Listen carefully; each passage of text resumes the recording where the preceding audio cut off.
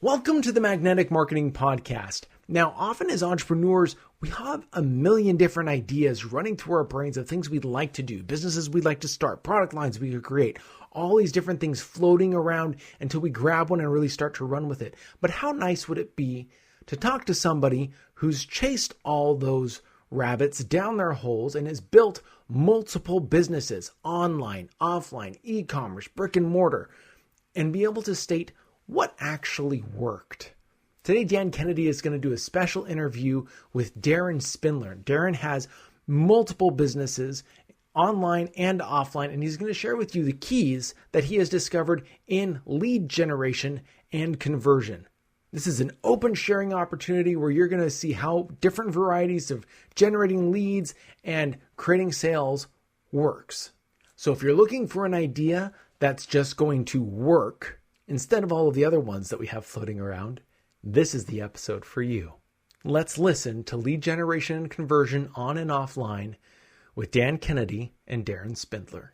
I don't think there's anybody that has had a bigger impact in the field of direct response than Dan Kennedy. The legend of Dan Kennedy should be ignored at your own peril. They're not really lessons, they're kind of laws that you live by. Dan opened my eyes to what small business marketing looks like.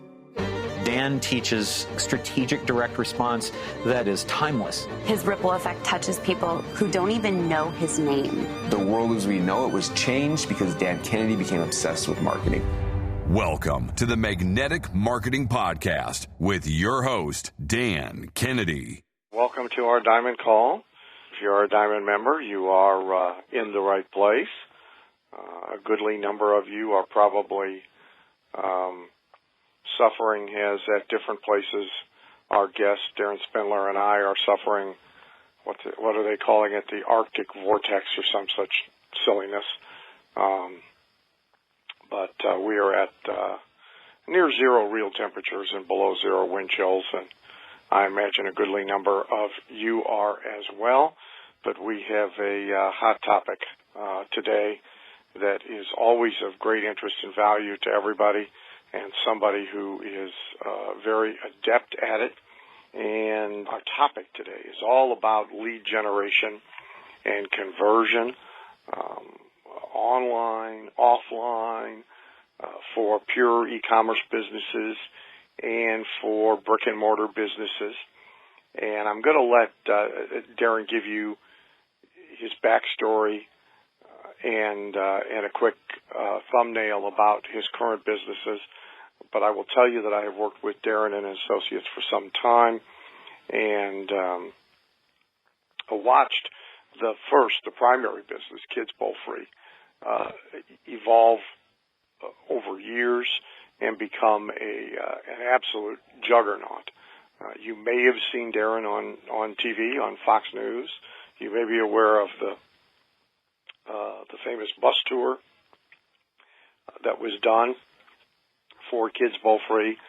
Your kids may even be in Kids Bowl Free. I believe there are 2 million and some odd families, households represented. So, Darren, welcome to our call. Thank you for making the time. And I'm just going to let you give everybody kind of from beginning, from whence you came, not the womb, but your start with your businesses and with me and GKIC, as well as a description of what the businesses look like today.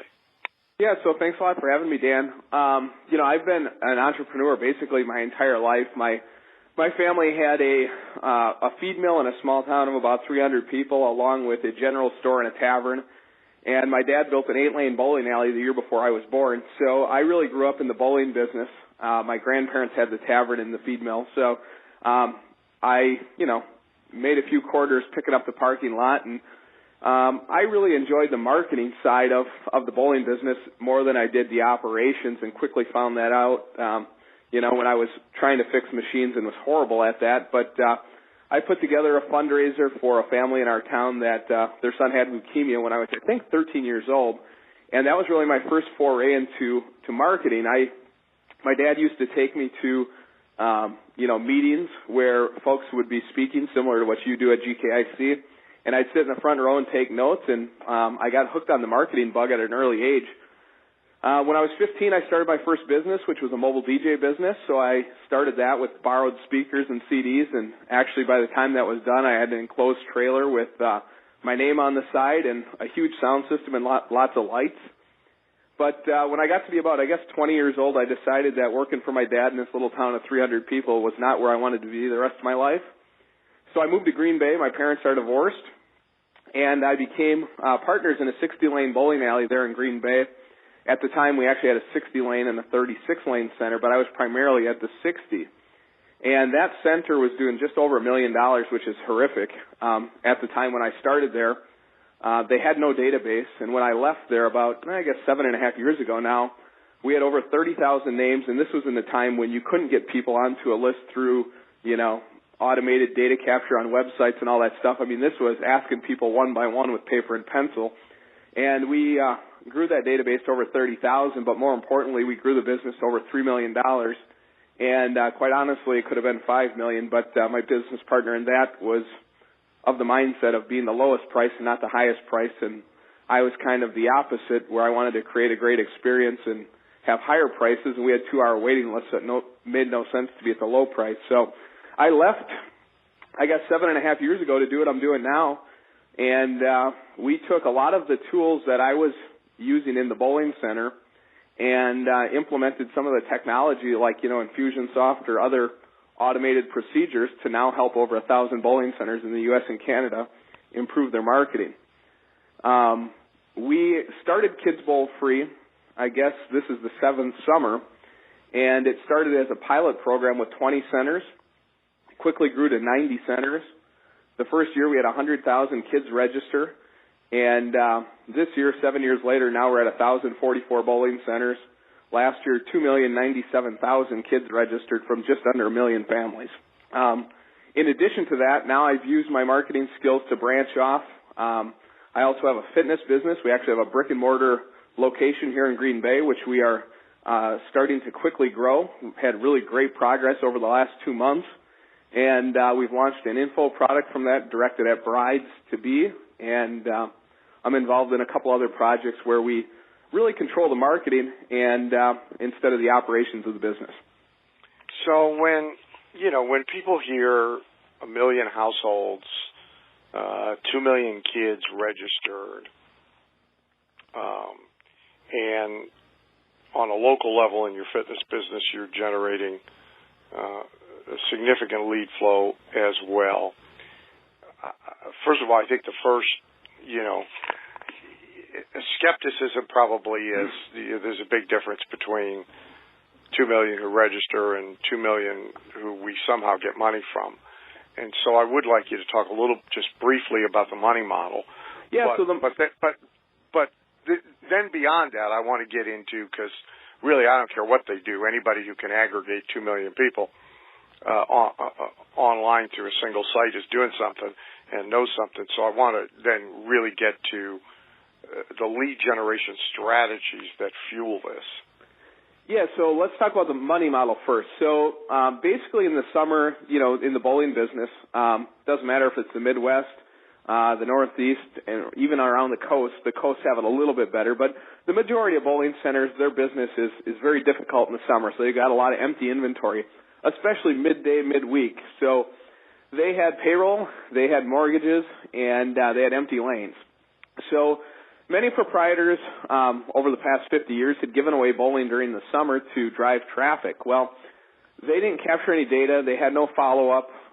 They had no way to invite people back. So really what we did was take today's tools, capture that data. After mom registers the children, we actually have an upsell built in place. And I always say mom because 85% of our people that register is the female in the family. So it says, hey, Mom, if you'd like to join in the fun for anywhere between $25 and $50, they can bowl 2 free games every day all summer along with 3 other adults. So it's a fantastic deal for the family, and it's a great way for us to now drive those people into the center to actually use their coupons. And we, sell a percentage of those folks the Family Pass option, and we share in the revenue with the bowling centers. And our share of the revenue allows us to do all the marketing like we do, like the bus tour. I mean, we invested $125,000 in that bus tour. Last year, we gave away $100,000 worth of school grants to teachers because one of the ways that we get families to register is by distributing cards into school. So, as you know, some of the school districts are, tough to get into because we're, one of those for-profit entities. So this is a way for us to open up doors. But really, the money model is it's an opt-in, or free registration for the families. And then if the adults would like to purchase our upsell, we share in that revenue with the bowling centers, similar to what Groupon might have done in the past. Cool. Okay. So now let's talk about driving traffic.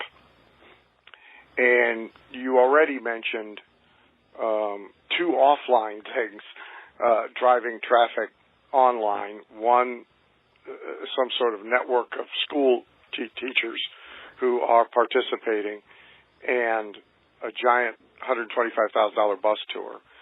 So kind of take me through all the ways that, whether for Kids Bowl Free or for the newer fitness business, that you are driving traffic, and not limited to, but let's spend some time on the offline to online aspect.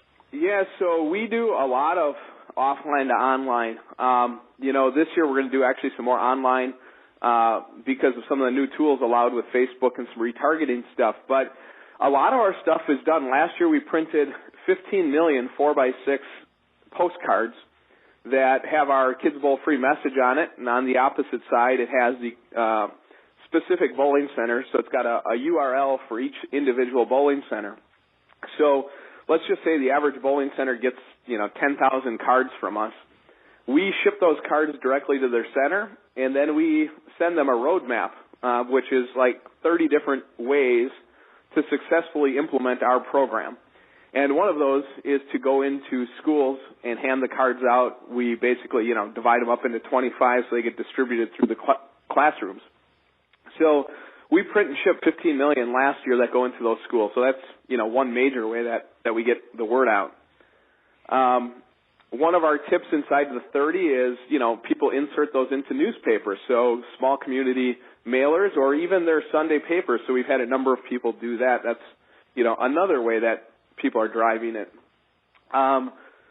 We have our PR team. So we've got a full-time PR gal that her sole job is to go into each and every city where we have a participating bowling center in a major market where there's, TV stations, radio stations, and get us or the local bowling center preferably on TV.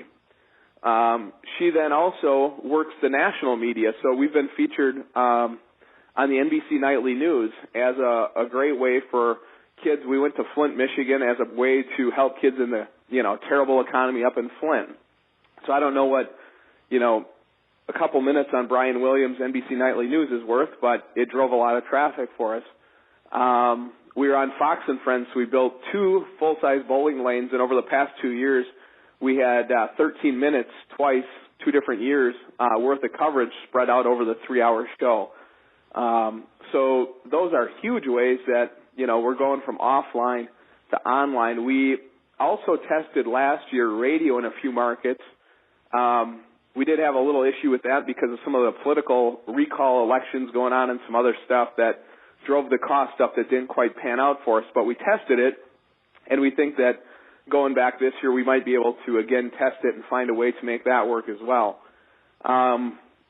We look for any way that we can, and we test a lot of stuff. Some things work, some things don't. But I would say those are the major ways that we're driving traffic for that business. But, the bus tour, when we did that, we would go out. We literally went 42 days on the road, 16,000 miles. We started at 4:30 in the morning. We'd go to the first, TV show at 5 a.m. because our PR gal would set that up in front of us. And we would show up with the bus. We'd do a bowling interview, and then we'd hopefully get 2 or 3 of those at each one of the local stations. After those were done, we'd go to the local YMCA or the schools or wherever we could We'd have a little event. Then we'd hop on the bus, drive to the next city, and we'd do an event at night. Then we'd hop on the bus, drive overnight, and take a shower at a Motel 6, and then we'd do it all over again. You know, one of the things that strikes me, and then I want to ask you about the current brick and mortar, but one of the things that strikes me, pardon the pun, about what you're describing is that you could make a case that all of these things that you've done and do are really the sort of public relations outreach for the industry that its own trade association ought to be doing, but that virtually no trade association does. You'd be 100% right, and there's a lot of people that feel that way inside our industry. In fact, some of the people inside the industry feel like they have a bit of jealousy, even though they're not willing to go out and do that work. Yeah. I mean, so most industries have this same gaping hole. I've always said that when you can control lead flow for a group of businesses or for an entire industry, you really can then pretty much have everything else your own way.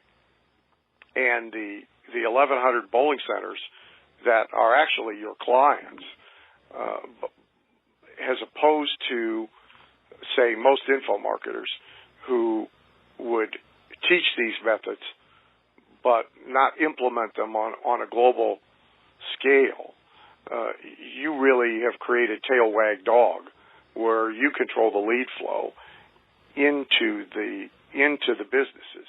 How hard has it been? How hard was it? How hard is it now to get the bowling center operators' participation in compliance? It's not easy. I mean, that's for sure. We're out doing. Is that fundamentally just because they're small business owners who aren't very smart? Well, I think it's a lot of many of our people are 55 plus, many of them 60 plus. So we're teaching them tools that are today's tools. That was tough for many of them. I mean, last year we created a mobile app, and we actually the consumers had been begging for it for 4 years, and we held off. But the proprietors didn't want to do it because they didn't have a paper coupon to go in their cash register. So we always have to do this kind of delicate dance between what the consumer wants and what the center wants, because without the centers, we don't have anything. And, likewise, we want to make sure the consumer has a great experience. But, in marketing for many years for bowling centers, they didn't need to. I mean, literally, they opened the doors, and they were so darn full, they just didn't need marketing. So, now they went from 12 million plus league bowlers down to under 2 million. And the game has changed, and, there's a lot more options for consumers today. So in that business, they've had to start to do marketing and understand it's important, but many of them don't want to learn it. So just having us do it for them is far better and easier. But still, you had to show them and convince them, and we still have skeptics. So, we went out and did seminars. So Bruce and I were all over the country doing seminars. We did that for probably 4 or 5 years before that kind of didn't become very effective anymore because the same people would show up. Now we've got sales team on the phone, so we've got 2 full-time salespeople, and then we have my assistant who basically does grunt work where she's going through and, surfing websites and sending one-off emails to see if they have any interest and then handing that off to the 2 skilled sales guys. So there's, it's a lot of work, and we're doing teleseminars to educate them. We just did a live broadcast in San Diego the other day, of which now we're turning that into DVDs, which will get mailed out to non-participating centers. We're doing webinars, so we're doing a lot of stuff. And, now we're at the point where, quite honestly, we're at about 40% of the available market that's left, because in the summer, we have centers that just close. They're small centers in rural Midwest or Northeast areas, and they just close. So if you take those out, that's kind of like the Dairy Queens close here. Yep. In the winter. Yep. They just shut their doors for 3 months and go to Florida. Yep. That's what they do. So, when you take out AMF and Brunswick, the two biggest chains, and then you take a look at the other smaller chains that are left, we have about 40% market penetration of what we can actually get.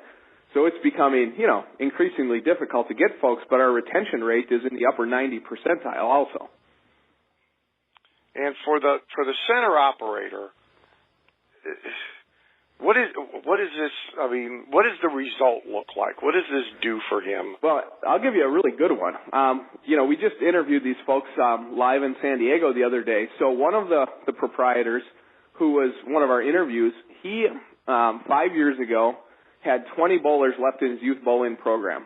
He took the center over from his parents. First year he was a skeptic, didn't want to do it, but he thought, well, I've got no other options. So over the past 4 years, he's grown his youth bowling program from 20 kids to over 500. If you take 20 to 500, that's 480 kids. Let's just say they're paying $10 a week for easy math. It's almost $5,000 a week times 30 weeks. It's $150K a year, built off the back end of gathering data and then properly following up and setting up phone calls and all that kind of stuff to get those kids back. So it can be substantial. Cool. All right. Let's leap now to you're actually sort of, again, coming down off of Mount Olympus and operating a brick-and-mortar business of your own at the street level using the same sort of methodology. Yeah, I think I woke up one morning and bumped my head, but, Yeah, well, I just authorized about 5 people a couple of weeks ago that if I ever again get anywhere near a brick-and-mortar business to just shoot me. I was feeling that way about 2 months ago, and, it's been interesting because we've taken what Andy and I, Andy, obviously, he's my business partner in Kids Bowl Free and a number of other things. So we were both doing this workout program. We were getting results, and long story short, my trainer wasn't getting any new people. It was me and 2 other girls every morning at 5 o'clock. And I'm like, Joe, let me help you out. And long story short, he didn't get it. So I'm like, Andy, let's just hire a trainer and do this. So about 6 weeks later, we were up and running with a full gym. Since then, we've generated over 1,100 leads in a local market. Out of that, we've had 20 or 30 now come in and try it. We're sitting at just over 100 members as of today.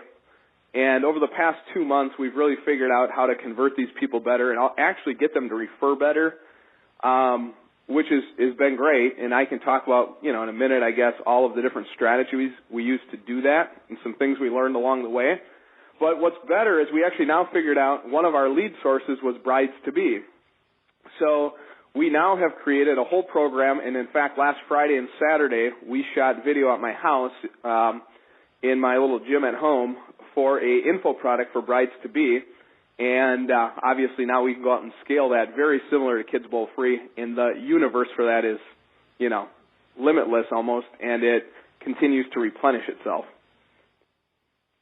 So let me just go back through the numbers so everybody gets it. So roughly 1,100 leads. Yep. To 200 and some odd come in within the 4 walls, and what is it, free sample? Yep. It's free sample. It's free class. We've now eliminated the free sample. That was one of the things that we learned over the first 4 months. We now have, and we can talk about the last 2 months of actually a prepay situation. If you want, I can even share maybe some of the phone script. It's been much better. Plus, they're paying from day one, and their results are better, and their compliance is better from day one. So we got rid of the free sample, so that's better. So are they then buying a trial class? Yeah, so they're buying a trial 28-day transformation is what they're buying for $97. Okay. So and that out of them, you've held 100 as paying members on an ongoing basis. Yeah, and I would say out of that 220 or so that have come in and tried it, we've probably had another 50 of those that were in for a while and then dropped, and we've actually had some of them come back. So there was probably only 40 to 60 that came in and tried it that didn't stick for some period of time. But what we've learned over the past 2 months are a couple of very interesting things. We now are sending people to the telephone instead of to the website as our first lead source. So, yeah, they can go to the website, they can find the website, but we really encourage them to call us. And we actually have a phone script that's set up now that's more like an interview. So we de-arm them because they're coming to us, asking about price when we don't want to talk about price, because we are basically the anti-gym. We have small group classes. We teach them how to eat. We have monthly events, and like we had a Thanksgiving dinner where we had a bread-free, grain-free, sugar-free meal, and a bunch of our members then went home and cooked that for their family, and that's what we're trying to teach them. So it's a lot more of an experience than it's just like... That sounds suspiciously to me like bottled water. No, it was actually turkey, and it was we had a stuffing with Italian sausage, walnuts, cranberries in it. It's great. I'll send you the recipe if you want it. I'm just being a wise ass. But anyway, so it's more about the experience, and on a monthly basis, we try to have one of those. We're going to have a Super Bowl party actually at my house, where we have what we called Renegade-approved snacks, where everybody has to bring one of their favorites. So it's tough to tell them that on a website. We want to have them interviewed on the phone, and we want to find out what their goals are. Once we disarm them, they are converting, once we get that phone call, at almost 90% on the phone to come in and pay $97. I had a phone call earlier today, a private call, and the guy has a pretty successful get them in a room business model, and for the last half of last year, he walked away from it and busily tried to convert everything to digital, to online communication and online experiences and so forth. And he nearly put himself completely out of business, and is rapidly returning to the physical bodies within four walls experience approach. And I think you'd agree that just because all the online media is available does not necessarily mean that it's the most effective way to build a business. No, I think it's actually one of the biggest mistakes people make. And I actually have, a full system where I actually do online stuff for my bowling centers and actually for another niche in the tanning industry. But I teach them from day one that you got to be in the mail. You have to be on the phone. You have to be doing those things, because I still think that you can't have a conversation like we want to have via a website. It's impossible. Now, should you have video on your website that explains what you're doing? Absolutely. We're in the process of creating a brand new website with that. We're actually looking at launching a second location now in another city right next to us, so we can leverage up like radio, TV, newspaper, and those kinds of things, bring our cost per lead down, because some of the things are just not economical right now with one location. I can't do it. Or at least I can't make it make sense in my mind right now. But, we do have a DVD we created, so if they go to our website, we'll actually ship them a book, and we'll ship them a DVD that sells them. But since we've switched to this model, all of our, like for instance, our Facebook ads now, they tell people to call us, which instead of, hey, go to our website, no, it's call us to reserve your spot. And once we can get them on the phone, then we are able to have that interview with them, and it's far better. And I would assume relatively rare in industry and on Facebook. As far as, I do a lot of studying. So I'm going out and scouring different fitness people's sites because, and it was funny. About a month ago, I said, it's one of those things where after you figure it out, you say, why the hell didn't we do this a while ago? And then you think back to, if everybody else in the industry is doing it, you should do the opposite. So everybody else is given 2-week trials, 1-week trials, and all this stuff.